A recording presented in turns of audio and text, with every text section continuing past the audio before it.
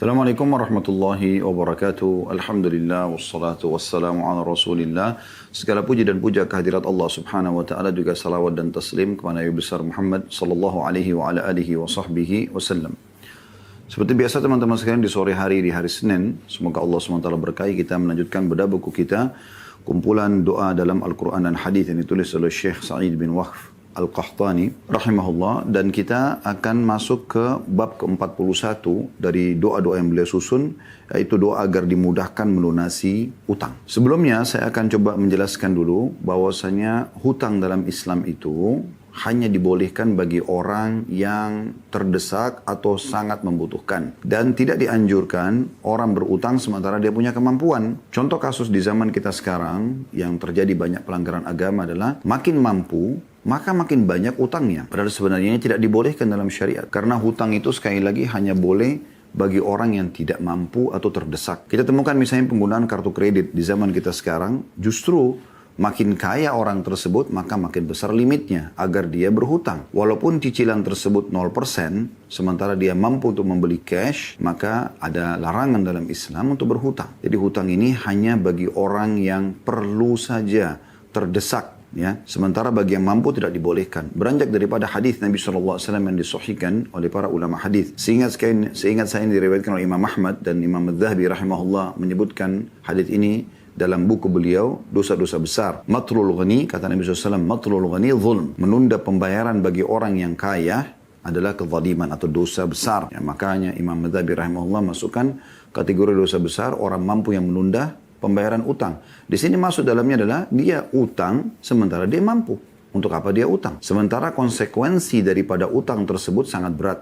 Ya, nanti akan kita jelaskan dalil-dalil orang yang menunda pembayaran utang sementara dia mampu, atau sengaja dia berhutang sementara dia mampu. Ya. Dan sisi yang lain, kalau seandainya ada orang yang harus pun berutang, maka dia dianjurkan dalam syariat untuk mengikuti hadis Nabi SAW, yaitu sabda beliau, barang siapa yang berhutang dan dia niat ingin mengembalikannya, membayarnya, maka Allah akan mudahkan dia membayarnya. Dan barang siapa yang berhutang tidak ingin membayarnya dari awal, ya, dia tidak ingin membayar, maka Allah pun akan persulit dia untuk membayarnya. Sementara banyak sekali ancaman bagi orang-orang yang wafat sementara dia tidak membayar utangnya. Sebagaimana dalam hadis Nabi SAW, diantaranya beliau bersumpah 3 kali, demi zat yang jiwaku dalam genggamannya, kalau seandainya seseorang itu mati, terbunuh mati syahid, kemudian dia hidup lagi, terbunuh mati syahid, kemudian dia hidup lagi, terbunuh mati syahid yang ketiga kali, ya, 1 kali aja sudah luar biasa, apalagi sampai 3 kali mati syahid, tidak akan diterima ruhnya oleh Allah Subhanahu Wa Taala sampai utangnya terbayar. Atau kama qala Nabi SAW. Oleh karena itu, kita harus hati-hati sekali berhubungan dengan masalah utang ini, atau kita harus hutang. Kalau seandainya seseorang itu sudah terlanjur berhutang, ya, misalnya di saat Anda ikut ta'lim ini, Anda baru tahu, oh ternyata orang kaya nggak boleh utangnya misalnya. Ya kan? Karena itu masuk dalam kezaliman, dia menunda pembayaran sementara dia punya uangnya. Dia hanya mau menggunakan seperti fasilitas saja, padahal sebenarnya dia tidak boleh berutang di saat itu, ya. Maka sekarang dia mau mengubah, sudah terlanjur utang. Maka Anda selesaikan, Anda lunasi semua itu. Dan mulai sekarang Anda mulia cash and carry. Bayar cash, Anda bawa barangnya. Selesai. Sehingga tidak ada beban. 2-3 langkah setelah Anda beli produk tersebut, dan kemudian Anda meninggal dunia, Anda tidak ada beban hukum. Anda tidak ada beban hukum, ya. Apalagi yang terjadi pada sebagian orang, mereka berutang tanpa diketahui oleh ahli warisnya, sehingga akhirnya ahli warisnya pun tidak membayarkan hutang tersebut, dan menjadi penyebab dia disiksa gara-gara hutang-hutang yang melilit, yang tadinya semasa dia hidup bisa sebenarnya dia tidak perlu utang, gitu ya. Jadi ini poin yang perlu digarisbawahi. Tapi kalau orang sudah terlanjur berhutang, dia bertobat nasuha, kalau memang dia adalah orang kaya dan tidak mengulanginya, dan dia bisa membaca doa yang akan kita bacakan sebentar lagi, teman-teman sekalian. Dan juga bagi orang-orang yang tidak mampu, kemudian dia juga kesulitan untuk membayar, dia juga menggunakan doa ini. Doa yang diangkat di sini ada 2. Doa yang pertama adalah Allahumma kfini bihalalika an haramik wagnini wa agnini bifadlika amman siwak. Ya Allah, cukupkanlah aku dengan rezekimu yang halal dari yang haram, dan cukupkanlah aku dengan karuniamu agar aku tidak membutuhkan lagi selainmu, atau membutuhkan dari selainmu. Hadis ini diriwayatkan Tirmidzi di jilid 5 halaman 560, dan juga disebutkan oleh Syekh Al-Albani dalam Sahih Tirmidzi di jilid 3 halaman 180. Doa ini teman-teman sekalian Ya, doa yang dianjurkan sekali oleh Nabi SAW untuk dibaca. Dan ada seorang perawi hadis, seingat saya Ibnu Abbas radhiyallahu anhu mengatakan kalau seandainya engkau membaca doa ini, ya, maka niscaya Allah akan melunasi, ya, hutang-hutangmu walaupun memenuhi langit. Dan ini potongannya kita bisa bagi dua doa ini. Ya Allah, cukupkanlah aku dengan rezekimu yang halal dari yang haram. Maksudnya agar selalu pendapatanku hanya yang halal saja, ya, yang betul-betul aku bebas untuk mengelolanya, menikmatinya. Dan potongan yang kedua adalah, dan cukupkanlah aku dengan karuniamu agar tidak membutuhkan dari selainmu. Maksudnya ini menyinggung masalah utang. Supaya aku tidak akan pernah utang lagi sama orang lain, dan tolong lunasilah utang-utangku tersebut. Ini makna daripada doa yang pertama. Doa yang kedua ada poin B-nya. Allahumma inni a'udzubika minal hammi wal hazan wal ajzi wal kasal wal bukhli wal jubni wa dala'id daini wa galabatir rijal. Ya Allah, sungguhnya aku berlindung kepadamu dari duka dan kesedihan, kelemahan dan kemalasan, kebakhilan dan sifat pengecut, serta himpitan hutang dan penindasan orang-orang. Hadis ini diriwayatkan Imam Bukhari jadi 7 halaman 158. Pernah ada seorang sahabat datang kepada Nabi SAW dan mengeluhkan tentang utang yang melilit dia. Maka Nabi SAW pun memerintahkan agar dia membaca doa ini agar Allah Subhanahu wa taala menyelesaikan utangnya. Diambil dari potongan hadis, ya, potongan doa yang terakhir, wa dala'id daini wa galabatir rijal, dan selamatkan aku ya Allah dari himpitan hutang dan penindasan orang-orang. Karena dua hal ini sangat berdekatan, ya. Orang kalau utang lama nggak dibayar, maka akan bisa memunculkan penindasan pemilik piutang kalau mereka tidak beriman kepada Allah Subhanahu wa taala. Ibnu Abbas juga menyebutkan bahwasanya siapa yang membaca doa ini maka akan dilunasi utangnya oleh Allah Subhanahu wa taala walaupun memenuhi langit. Tapi tentu di sini diikuti dengan ikhtiar-ikhtiar, karena Islam mengajarkan kepada kita teman-teman sekalian, selain berdoa kita juga berikhtiar. Ada asbab, ada sebab-sebab, ya. Maryam alaihissalam pada saat dia lagi hamil dan mau melahirkan Isa alaihissalam di bawah sebuah pohon, Allah sebutkan dalam surah Maryam, A'udzu billahi minasyaitonir rajim wa huzzi ilaiki bijiz'in nakhlati tusaqit 'alaiki rutaban janiyya. Dan goncangkanlah pohon kurma yang ada di sebelahmu, hai Maryam, maka akan berjatuhan kepadamu kurma-kurma yang sudah matang. Kenapa Allah Subhanahu wa taala tidak jatuhkan langsung saja kurma itu? Langsung aja di pangkuan Maryam, atau langsung saja Maryam merasa kenyang. Allah Subhanahu wa taala ingin manusia memahami kalau Allah menciptakan sebab-sebab yang seharusnya sebab itu diikuti. Jadi sebab kita akan sembuh dengan kita ikhtiar berobat. Jadi kita sebab mendapatkan rezeki dengan kita coba bekerja, berusaha, berikhtiar. Nah, ini semua poin-poin yang harus diketahui. Kenapa Musa alaihissalam pada saat mau membelah Laut Merah untuk selamat dari Fir'aun, Allah masih suruh Musa untuk mencambukkan tongkatnya ke pinggiran Laut Merah, baru kemudian air Laut Merah itu meninggi seperti dinding-dinding. Kenapa Allah SWT tidak langsung saja menaikkan air tanpa ada cambukan dari tongkat Nabi Musa alaihissalam ke pinggiran laut? Supaya ada ikhtiar, ada sebab yang mendatangkan hasil, gitu ya. Itu yang dimaksudkan di sini.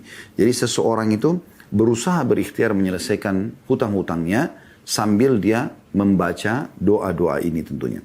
Tentu doa yang kedua ini memiliki banyak sekali kandungan. Ada 8 hal yang kita berlindung dari Allah Subhanahu wa taala. Yang pertama, berlindung dari ham. Allahumma inni a'udzubika minal ham, atau duka. Duka biasanya lebih dalam lagi daripada kesedihan, ya. Misalnya kehilangan orang yang sangat dicintai, atau dari kaya raya tiba-tiba bangkrut, itu duka. Diistilahkan dengan ham, sampai membuat orang itu sulit untuk tidur, ya, sulit untuk makan, beraktivitas, itu diistilahkan dengan ham. Kita berlindung kepada Allah Subhanahu wa taala agar diselamatkan dari duka seperti ini. Wal hazan, hazan kesedihan secara umum, ya. Tapi tidak mendalam seperti ham. Jadi ham itu lebih dalam daripada hazan. Tapi hazan ini teman-teman sekalian secara global. Semua jenis kesedihan yang membuat kita jadi sedih, merasa kecil hati dan segala macam, ini kita berlindung kepada Allah SWT darinya. Kemudian itu yang pertama dan yang kedua. Yang kedua, ketiga dan yang keempat adalah wal ajzi wal kasal. Dan kami berlindung kepadamu ya Allah dari kelemahan, ajz. Selalu merasa, kayaknya saya nggak bisa. Islam selalu mengajarkan, saya bisa. Selama itu halal, lakukan, nikmati. Tempuh jalannya untuk meraihnya, gitu. Selama itu haram, walaupun kita mampu, kita tinggalkan. Jadi kita berlindung kepada Allah SWT dari kelemahan, selalu merasa tidak bisa.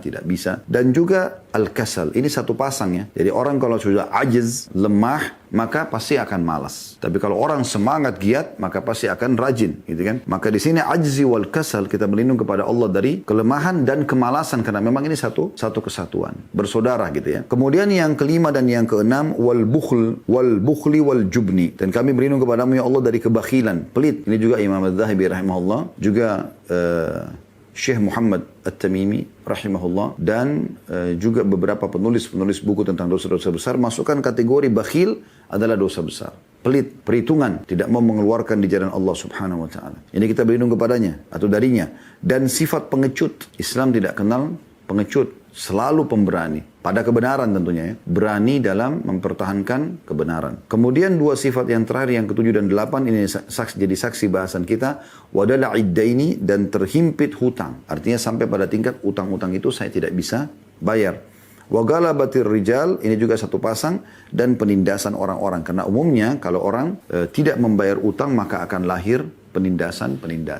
Baik, untuk lebih jelasnya teman-teman sekalian, kita akan coba lebih dalam membahas tentang masalah utang. Setelah tadi kita singgung, tidak boleh seseorang yang kaya berutang, ya, dia hindari, ya, dan orang yang utang harusnya dia niat untuk membayar dan dia memohon kepada Allah SWT agar dimudahkan. Maka kita akan coba dulu menyebutkan teman-teman, kalau hutang ini memang sesuatu yang berbahaya dalam kehidupan seorang muslim. Tapi ada ya dua poin yang perlu kita titik beratkan. Yang pertama, orang yang menghutangkan orang itu punya keutamaan. Anda kalau Allah berikan kelebihan rezeki, lalu ada orang yang butuh dan Anda utangkan dia, ini punya keutamaan tersendiri. Ini adalah jenis investasi yang tidak ada keuntungan dalamnya. Jadi saya sering bahasakan supaya mudah difahami, investasi dalam Islam ada dua. Investasi yang boleh Anda ambil keuntungan darinya, seperti Anda meletakkan dana Anda di satu perusahaan atau di tangan seorang teman, dengan tujuan agar dia memutarnya dan akhirnya kita dapat bagi hasil. Ini nggak ada masalah. Anda ambil keuntungan dari situ. Tapi ada jenis investasi kedua, ini murni Anda berikan dana Anda, tapi Anda tidak berharap ada feedback, ada kembali. Ya, maksudnya ada nilai tambahannya, yaitu utang piutang. Nah, ini banyak orang tidak faham. Sehingga mereka ada yang terlalu berlebihan dalam masalah ini. Dalam arti kata, ya mereka utang gitu kan, tapi tetap harus ada keuntungan. Ini berlebihan. Padahal sebenarnya tidak boleh. Kalau dia mau ada transaksi jual beli. Ini utang piutang tidak boleh. Anda tidak bisa memberikan utang tanpa bunga, tanpa keuntungan, jangan Anda buka pintu itu dalam Islam. Seperti itu. Atau ada orang juga terlalu berlebih-lebihan, maksudnya terlalu kurang sekali. Mereka utang dan tidak mau membayarnya. Nah, ini juga kekeliruan teman-teman. Baik, kita akan coba masuk dulu. Apa sih keutamanya kalau seseorang itu mengutangkan orang lain? Ini punya keutamaan tersendiri dalam Islam ya. Kita dengarkan hadis Abu Hurairah radhiyallahu anhu dalam hadis yang sahih diriwayatkan Imam Muslim nomor 2699. Kata Nabi SAW, "Man naffasa an mu'minin kurbatan min kurabid dunya, naffasallahu anhu kurbatan min kurabi yaumil qiyamah." Artinya, barang siapa yang meringankan sebuah kesusahan, kesedihan, permasalahan yang sedang dihadapi oleh seorang mukmin di dunia, maka Allah akan meringankan kesusahannya pada hari kiamat. Artinya apapun yang membahayakan di hari kiamat yang bisa membuat dia sedih, maka Allah akan hilangkan karena dia membantu seorang muslim di dunia. Kemudian dikatakan, وَمَنْ يَسَّرَ عَلَى مُعْسِرٍ يَسَّرَ اللَّهُ عَلَيْهِ فِي الدُّنْيَا وَالْآخِرَةِ. Dan barang siapa yang memudahkan urusan seseorang yang dalam kesulitan. Jadi ada orang yang butuh sesuatu dari dia mudahkan urusannya. Maka Allah pun akan memberinya kemudahan di dunia dan di akhirat. Pegawai Anda, pembantu rumah tangga, supir Anda mudahkan urusannya. Ya. Anda ada orang yang datang ke kantor Anda kantor pelayanan masyarakat misalnya, Anda mudahkan, maka ini masuk dalamnya. Kemudian selanjutnya kata Nabi SAW, وَمَنْ سَتَرَ مُسْلِمًا سَتَرَهُ اللَّهُ فِي الدُّنْيَا وَالْآخِرَةِ. Dan barang siapa yang menutupi aib atau kekurangan seseorang di dunia, maka Allah akan menutupi aibnya di dunia dan di akhirat. Siapa yang menutupi kekurangan seorang muslim, aibnya di dunia, maka Allah akan tutupi juga aibnya di dunia dan di akhirat. Dan yang terakhir, yang keempat, kata Nabi SAW, Wallahu fi aunil abdi ma kana al-abdu fi auni akhi. Dan Allah akan senantiasa menolong hambanya selama hambanya tersebut menolong saudaranya. Keempat hal ini teman-teman sekalian, masuk dalamnya adalah melunasi utang atau memberikan utang. Ya? Karena potongan pertama, barang siapa yang meringankan sebuah kesusahan atau kesedihan seorang mukmin dunia, Allah akan meringankan susahnya pada hari kiamat. Ini termasuk utang. Orang tidak mungkin datang mau utang kecuali memang dia dalam keadaan susah. Anda berikan, Anda dapat keutamaan itu. Kemudian yang kedua, barang siapa memudahkan urusan seseorang dalam keadaan sulit, Allah akan mudahkan urusan dunia dan di akhirat. Artinya, dia lagi dalam kesulitan, Anda mudahkan urusannya. Dia mau bayar rumah sakit anaknya, dia mau bayar rumah sakit buat dia, mau beli obat, dan segala macam hal. maka Anda dapat lagi di sini. Ini dengan membayar utang, memberikan utang. Potongan ketiga juga Anda dapatkan dengan memberikan utang, yaitu barang siapa yang menutup aib seseorang muslim di dunia, Allah akan tutup aibnya di dunia dan di akhirat. Ini kan kekurangan dia, aib dia. Anda tutupin dengan cara memberikan kepada dia pinjaman. Dan yang terakhir, Allah senantiasa menolong hambanya selama hamba tersebut menolong saudaranya. Dan ini pertolongan juga dengan memberikan utang. Jadi semua yang dijanjikan dalam hadis ini, empat-empatnya bisa didapatkan dengan mengutangkan orang, gitu ya. Kalau Anda memiliki piutang dengan orang, setelah Anda utangkan sama dia, maka mudahkan. Ada sisi lain untuk meraih pahala juga. Jangan persulit penagihannya. Kalau ada Anda terima, kalau belum ada Anda biarkan saja dulu. Berikan tenggang waktu. Ya. Ambillah hakmu dengan cara yang baik pada orang yang mau menunaikannya ataupun orang yang enggan menunaikannya. Jadi yang sopan, kita tetap tagih baik-baik sopan. Yang tidak mau bayar pun tetap kita. Tapi kan Ustaz pegel, orang utang sampai sekian hari, sekian bulan, tidak mau bayar. Ya udah, itu resiko. Allah subhanahu wa ta'ala mendatangkan orang ini sebagai ujian buat Anda. Anda bersabar nggak? Sebagaimana Allah datangkan juga nikmat yang banyak. Mungkin ada orang utang sama Anda, dia telat bayar seperti ini. Ya. Tetapi Anda mendapatkan pelayanan yang baik dari istri, dari suami, Anda punya anak-anak, Anda masih punya perusahaan, Anda masih punya pekerjaan, Anda masih bisa bernafas, Anda masih sehat. Banyak Allah berikan nikmat. Ini bentuk cobaannya. Sabar akhi dan ukhti. Sabar. Bisa dikatakan hampir semua orang di antara kita akan pernah memiliki piutang dan tidak semua orang bayar. Bahkan mungkin mayoritasnya tidak bayar. Itu sebagai ujian dalam harta Anda. Kata Ali bin Abi Thalib radhiyallahu anhu, siapa yang Allah lapangkan rezekinya, dia harus bisa memberikan yang terbaik dari harta tersebut untuk menjamu tamunya, melanjut hubungan kekerabatannya, ya, membantu para fakir miskin, membantu ibnu sabil, jihad di jalan Allah, dan dia bersabar atas cobaan hartanya. Ini cobaan harta di sini. Ada orang utang tidak bayar, itu sudah umum itu. Walaupun awalnya datang Anda lihat orangnya baik-baik, tapi ternyata begitu. Mungkin ada orang yang datang menipu Anda bersabar. Anda tetap ikhtiar, nagih dengan cara baik-baik walaupun dasarnya dia yang salah. Karena Allah yang perintahkan Anda untuk baik-baik. Dan Allah akan memberikan pahala yang sangat besar di situ. Dan kalau seandainya Anda bisa memberikan tenggang waktu, berikan tenggang waktu, tidak masalah. Ya, Anda berikan ke lapangan buat dia. Anda maafkan jauh lebih baik lagi. Allah subhanahu wa ta'ala mengingatkan dalam surah Al-Baqarah ayat 280. Anda bisa buka surah nomor 2 dalam Al-Quran, Al-Baqarah ayat 280 yang berbunyi, A'udzu billahi minasyaitonir rajim, wa in kana dzu usratin fanadhiratun ila maisarah wa an tasaddaqu khairun lakum in kuntum ta'lamun. Jika orang yang berhutang itu dalam kesukaran, kita punya piutang ya, pada orang lain, orang yang berhutang itu sulit dia, maka berilah tangguh. Ini firman sang raja Allah subhanahu wa ta'ala. Berilah tangguh sampai dia berkelapangan dan menyedekahkan sebagian atau semua utang itu. Maafin sebagian supaya lebih ringan. Berikan tengah waktu. Atau Anda maafkan sudah nggak apa-apa. Kalau nggak mampu sudah nggak usah. Semua saya anggap lillahi ta'ala. Ya. Maka itu lebih baik jika kamu mengetahui. Maksudnya akan lebih menyenangkan buat kalian pada saat kalian menemukan nanti balasannya pada hari kiamat. Jadi jelas sekali bagaimana Allah subhanahu wa ta'ala memerintahkan kita untuk memberikan penangguhan, bukan justru pakai preman, ya, dengan cara yang kasar dan segala macam, itu nggak boleh. Kemudian Ibnu Katsir mengatakan, firman Allah Subhanahu wa taala, dari firman Allah Subhanahu wa taala bahwasanya, dan engkau menyedekahkan sebagian atau semua dari utang itu lebih baik bagimu jika kamu mengetahuinya. Beliau mengatakan bahwasanya dari ayat ini ada anjuran agar setiap orang atau disunnahkan bagi seorang untuk berbaik hati dan membebaskan sebagian atau seluruh utang. Kata Nabi SAW dalam hadis riwayat Muslim nomor 3006, man anzara mu'siran aw wada anhu adallahu Allahu fi dhillih. Ini hadis agung sekali ya.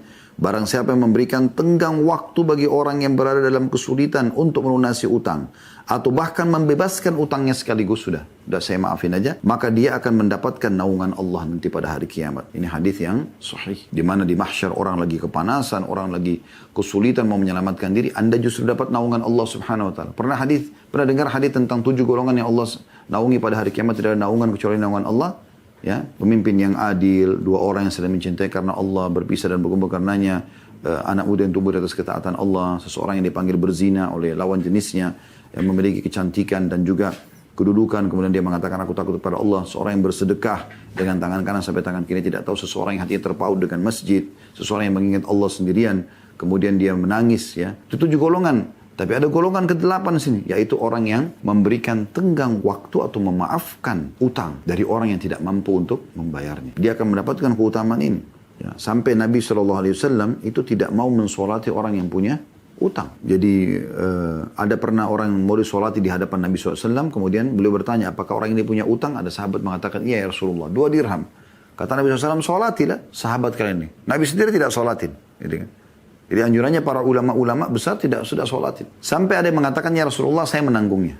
Biar saya yang bayar. Barulah Nabi SAW sholati jenazah orang tersebut. Saking pentingnya masalah utang ini harus diperhatikan. Gitu. Orang yang tidak mau melunasi utang ini dihitung seperti pencuri. Kalau dia punya kemampuan ya. Sesuai dengan hadis Suhaib al-Khair radhiyallahu anhu bahwasanya Rasulullah SAW bersabda, ayyuma rajulin yudayyinu ya, atau yudayyanu ayyama rajulin yudayyanu daynan wa huwa mujmi'un alla yuwaffiyahu iyyahu lakiyallahu sariqan. Siapa saja yang berhutang lalu berniat tidak mau melunasinya, sengaja lari-larian, sengaja nunda-nunda, ya, maka dia akan bertemu Allah pada hari kiamat dalam status sebagai pencuri, ya.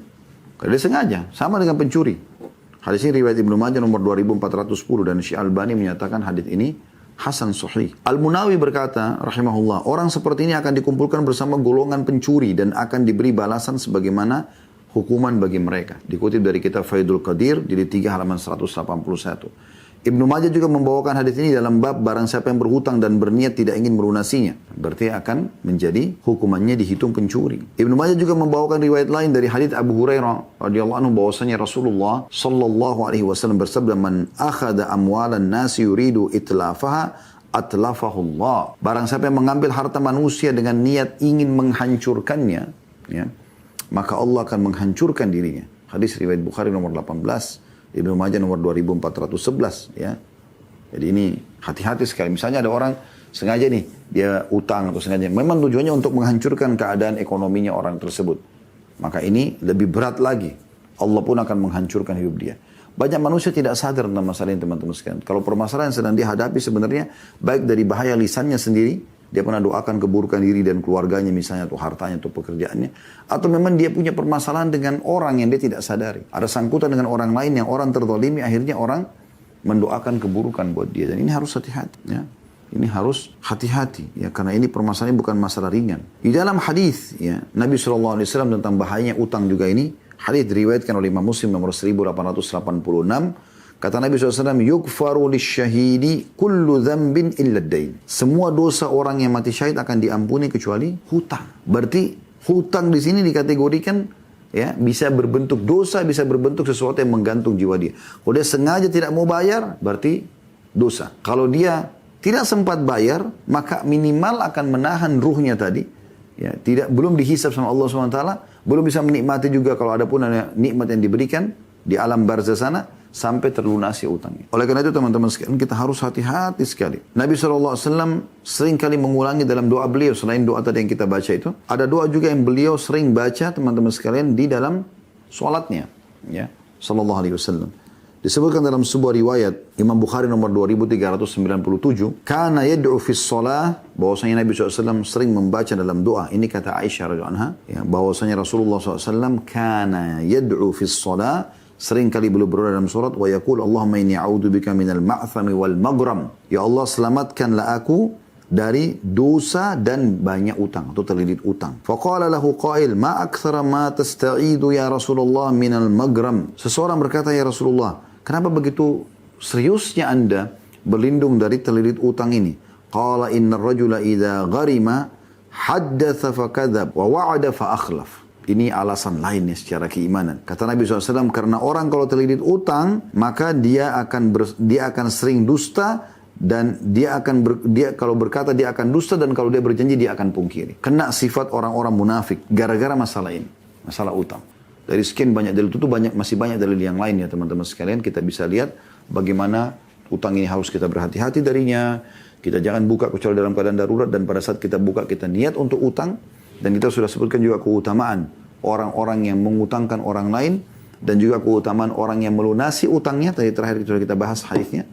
Dan ancaman bagi orang yang sengaja tidak mau membayar hutangnya. Semoga Allah selamatkan kita insya Allah.